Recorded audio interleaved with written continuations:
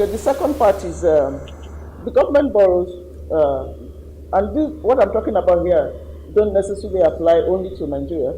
So governments also borrow to finance budget deficits. We know how the deficits are derived in the budget. We have revenues, we have expenditure, and then we have the difference. It would be good if the difference was positive, in which case the government has a surplus. But we know what the history has been. The challenges have been with revenues this many years. So there is a deficit, and if you see table one below, table one in the presentation, you will see what that gap is. The budget deficit is there, the new borrowing is there, and straight away you can see that most of the deficits over several years are funded by borrowing. The other component that finances the deficit, usually stated in the budget, privatization proceeds. Okay. So whereas we have talked about the sukuk and the green bonds, because we know about those, we're hands-on them.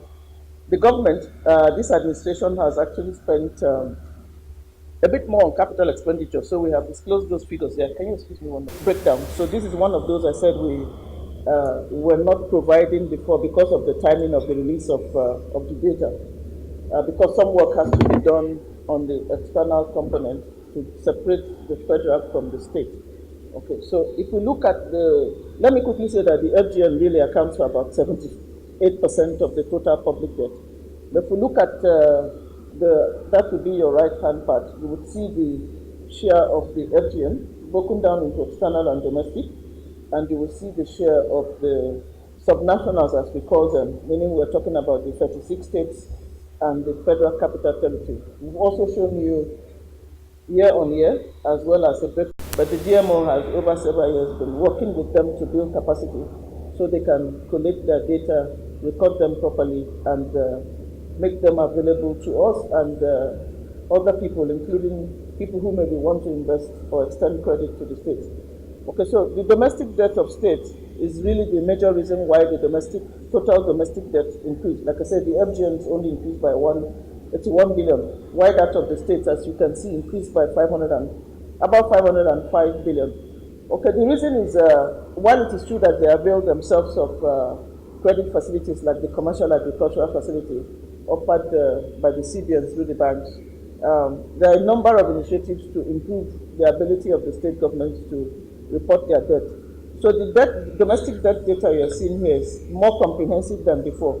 Some of those bailouts and things they have taken have been incorporated into this debt data. So it won't be right to say they borrowed new money of 504. It's more like partly new borrowing and partly more effective reporting of their debt.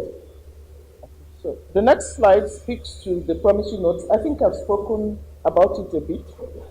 I think here I'll just speak to the benefits and the features of the notes because we do receive inquiries about that. So one thing is to ask, why would the government want to settle areas of that it inherited to various creditor categories?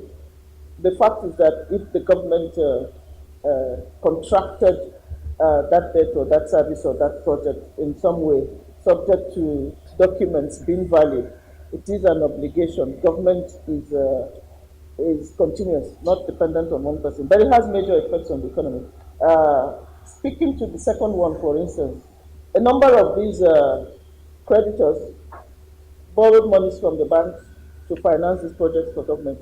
So if we don't pay those contractors, their own banks and the books of banks will be poor. Their non-performing loans will be higher than what it ought to be. Okay, so we want our banks to be strong, to be able to support, finance the various initiatives in the private sector and the public sector. So it has a positive impact on the non-performing loans of the banks.